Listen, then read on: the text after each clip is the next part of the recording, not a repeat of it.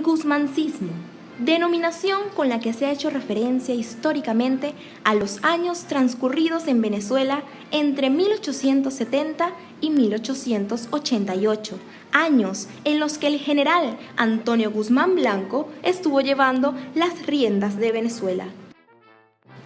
Antonio Guzmán Blanco nace en Caracas el 28 de febrero de 1829 y muere en su amada París el 28 de julio de 1899. El ilustre americano, el autócrata civilizador y también llamado el regenerador y pacificador, es hijo del político Antonio Leocadio Guzmán, fundador del Partido Liberal, y Carlota Blanco Jerez de Aristigueta, pariente de la familia Bolívar. Guzmán Blanco, figura importante de la Guerra Federal, aquella que culminó en 1863 y con la cual escaló posiciones y ganó el prestigio que poco a poco lo llevó al poder.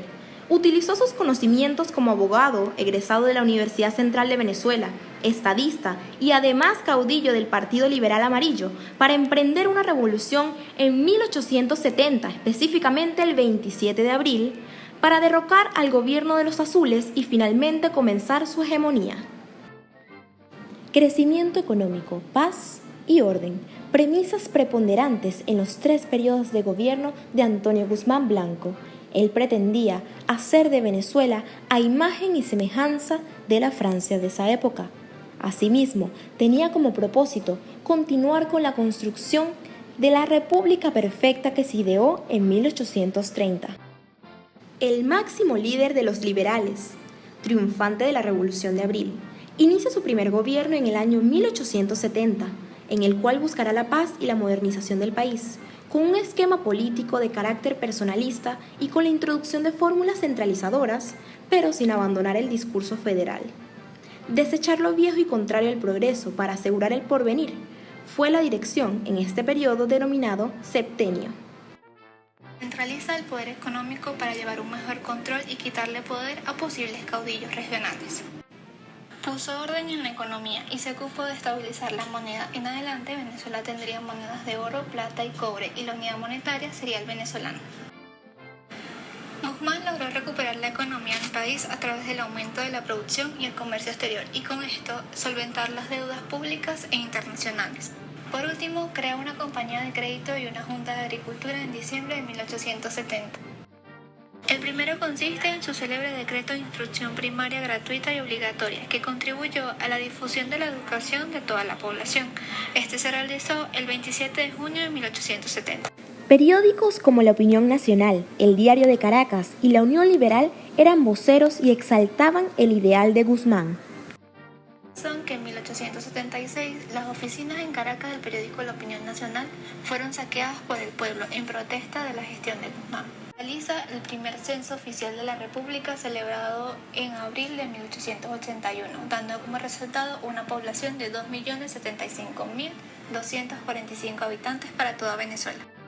Guzmán Blanco llega al poder luego de derrocar a Guillermo Villegas Tell, 2 años después del comienzo de la Revolución de Abril. Gracias a él, Venezuela pudo empezar a forjarse bajo el ideal de Estado moderno. Fue reelecto como presidente en 1873 y antes de culminar su periodo presidencial decide cambiar la Constitución Nacional. En su reforma reduce el periodo presidencial de 4 a 2 años y sin reelección continua. En la política internacional, Guzmán Blanco fue un presidente ejemplar. Su propósito fue cambiar la visión que tenían otros países de Venezuela. Exigió un trato igualitario por parte de otros países y sus decisiones fueron impactantes para los políticos de los países extranjeros. Puso en marcha su proyecto en construir diferentes instalaciones para la ayuda y la recreación de los ciudadanos. Fundó el Teatro Municipal de Caracas, el Panteón Nacional y el Capitolio General. También creó la Plaza Bolívar y la estatua ecuestre del Libertador. Además, construyó el Teatro Baral en Maracaibo y, a pesar de sus conflictos con la iglesia, inauguró la Basílica de Santa Teresa. En este periodo de gobierno, Guzmán trajo de Francia el proyecto de los ferrocarriles y también un estilo social en las costumbres y las modas. Claro que se evidenciará solo en los grupos privilegiados. Igualmente, el país se sumergirá en una gran crisis económica, por lo que posteriormente surgirá una oposición intelectual liderada por el general Nicanor Bolet Peraza. El primer banco comercial venezolano con el nombre Banco de Maracaibo en el Zulia en 1882. Al finalizar su segundo gobierno, el país pasaba por una crisis económica causada por la baja en los precios del café. La minería tuvo un auge, ya que se agregaron a los productos de exportación. El cobre y el oro incrementaron su producción con el desarrollo de los ferrocarriles. En enero de 1884 se inaugura la primera línea telefónica Caracas-La Guaira. Inicia la construcción de varias vías para ferrocarriles y la primera que se concluyó fue la que unía Caracas con el puerto de La Guaira. Esta la puso en funcionamiento durante las celebraciones del centenario del nacimiento del Libertador en 1883. Después de su primer gobierno, Guzmán Blanco regresa a la presidencia. Al asumir el cargo, se encuentra una Venezuela sumergida en una fuerte inestabilidad debido a los conflictos creados por los dos gobiernos anteriores. Este periodo fue principalmente para devolver estabilidad económica. Se hizo un gran festejo para celebrar el centenario del nacimiento del Libertador. Se decretó al Gloria al Bravo Pueblo como himno nacional de Venezuela. Y en 1883 ordenó la construcción de la Basílica Menor Santa Capilla. Durante el último periodo de mandato de Antonio Guzmán Blanco, el estilo que lo había distinguido anteriormente, manipular el escenario para el ejercicio directo e inmediato, lo modifica con el objeto de dirigir el gobierno a través de una persona interpuesta. Inaugura a finales de 1886 la Casa de la Moneda. El país logra recuperarse de la crisis económica sufrida del 84 al 86. El bienio fue el periodo de Guzmán más complicado, ya que tuvo que enfrentarse a una nueva generación de intelectuales y de jóvenes estudiantes que lideraron una fuerte oposición que lo obligó a retirarse antes de concluir su mandato. Esta oposición contaba con un órgano de expresión que atacaba sin censura la gestión de Guzmán y que tuvo gran aceptación por parte de la sociedad. Este era el periódico El Yunque, publicado desde 1887 por un grupo de idealistas que pertenecían a las nuevas generaciones que habían fundado el Partido Nacional Democrático. En este periodo de gobierno, Guzmán Blanco se enfocó en mejorar la política del país. Primero, eliminó todos los grupos que atentaban contra el gobierno, dándoles la opción de trabajar de su lado. Mejoró las vías de comunicación para poder tener un mejor control del territorio nacional.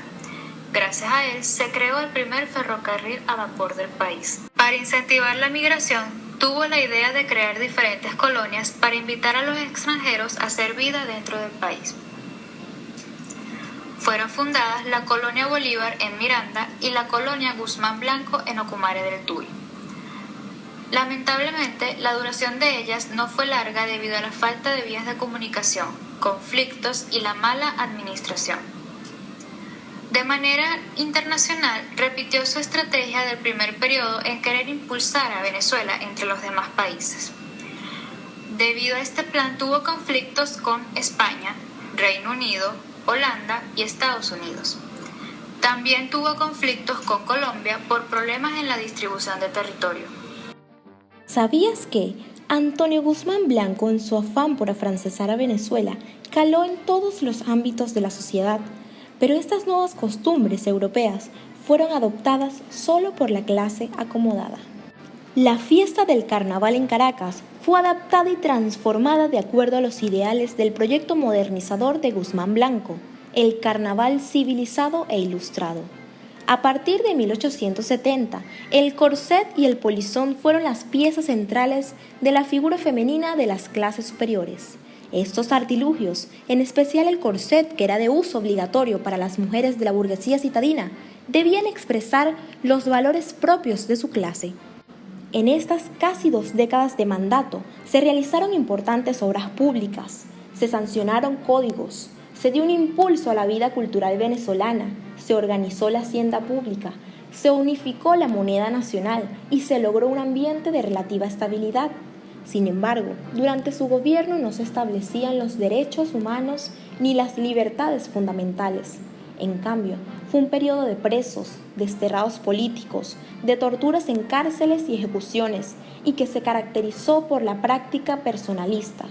En la lucha contra la autocracia de Guzmán se introdujeron las ideas positivistas y se formó el movimiento político estudiantil.